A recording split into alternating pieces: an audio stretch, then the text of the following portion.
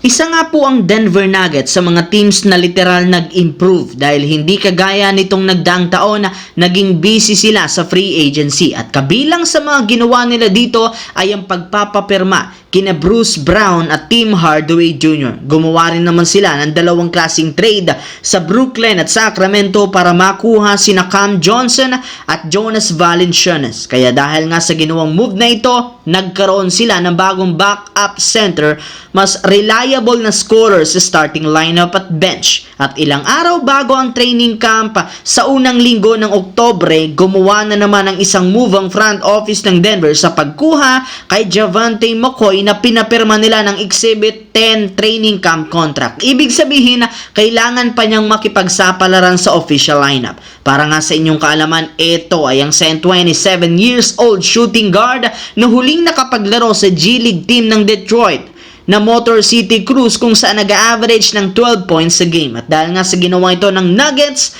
meron na silang 20 player na manlalaro sa kanilang lineup bago ang training camp. Samantala, kagaya nga po ng nagdaang taon, nagkakaroon na naman ng maagang drama ang problema ngayon ng Golden State bago ang training camp. Kaya naniniwala ang ilang mga analyst na makakaapekto ito sa kanilang momentum at sa kampanya. At hanggang maaga pa nga daw ay kailangan na nila itong masolusyonan kung ayaw nilang magsunod-sunod muli ang talo. At isa sa mga sinasabing paraan ay maisaayos muli ay pagkuha nila kay Al Horford na matagal nang naghihintay sa free agency. Sa ngayon, hinihintay na lang naman ni Horford ang pagpapapirma at bibigyan siya ng kontrata. Wala nga ditong dapat problemahin sa team. Sa kabila ng edad niya, malaki ang may aambag nito bilang starting center. Sapat pa rin naman ang kanyang lakas at makikipagbanggaan, makikipagsabayan nga ito. Meron siyang sapat na experience sa scoring, depensa at rebounding na samahan mo pa ng kakayahang makagawa ng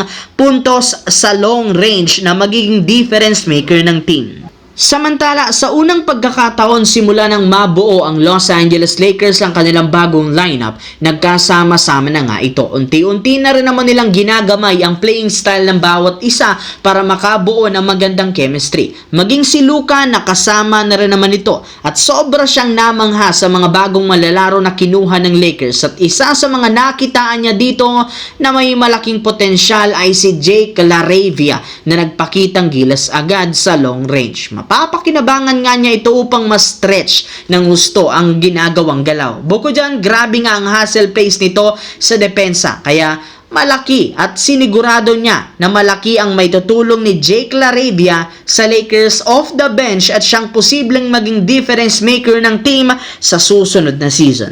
Sa ngayon, siya ang papalit sa pwesto sa rotation ni Dalton Keunig dahil mas eksperyensado nga itong gumalaw kesa sa kanilang sophomore player.